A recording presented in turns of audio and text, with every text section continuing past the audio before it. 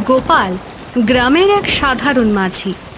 নৌকা চালিয়ে দিন পার করলেও এই বর্ষায় তার সমস্যাই যেন দ্বিগুণ হয়ে গেছে।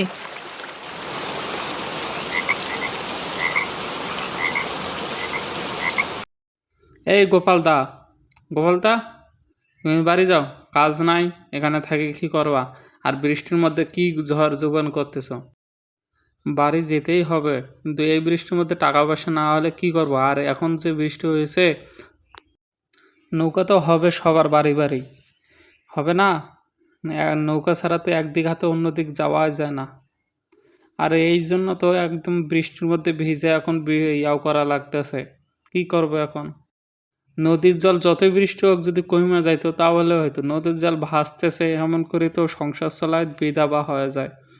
কি যে করি এখন কিছুই বুঝতেছি না। বাড়ি যেতেই হবে, ঝড় বৃষ্টি বেঁচে থাকলেও অনেক টাকা ইনকাম করতে পারবো নদীর জলে। এখন বর্তমান বাড়ি যাই, আজকের দিন চলে তারপর কালকে রওনা দেবো।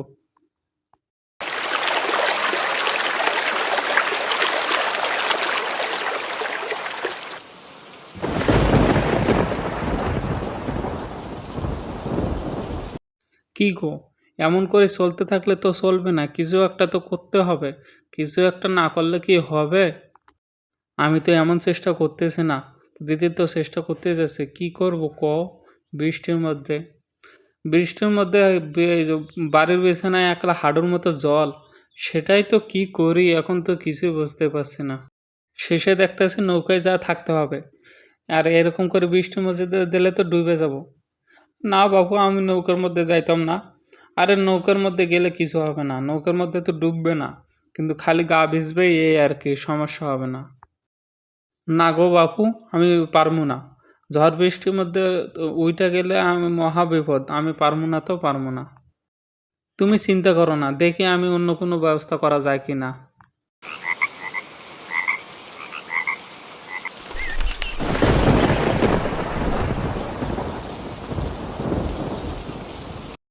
অবশেষে কোনো উপায় না পেয়ে গোপাল কচুর পাতা নিয়ে হাজির হলো।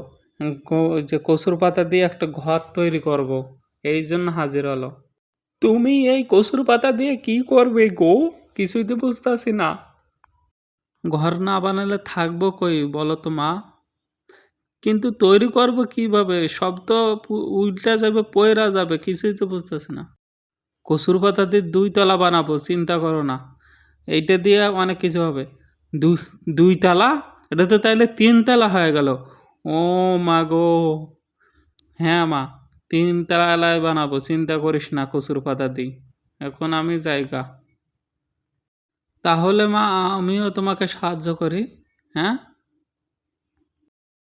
কর মা, সাহায্য কর।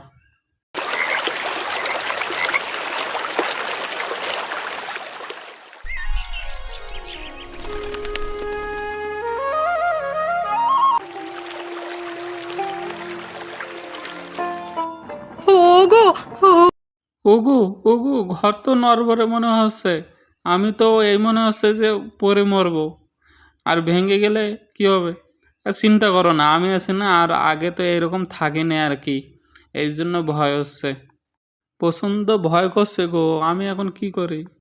আর আগে এইরকম উঁচুতে থাকিনি তো, তাই একটু সমস্যা হচ্ছে। ভয় পেও না, ভয় পেও না। এ অস্থায়ী ঘর বানালাম, এটা তো টিকবে তো? কচুর পাতার ঘর, এখন তো সেটাই কি করি এখন। অবশ্যই টিকবে। ঝড় বৃষ্টি তুফান না হলে এই ইয়াও ঘর ভাঙ্গার কোনো অসুবিধে নেই। হালকা ঝড়ে কিছু হইতো না, তুমি চিন্তা করো না।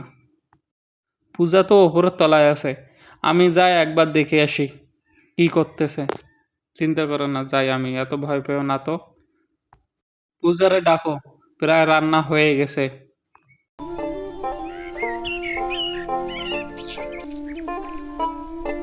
তুই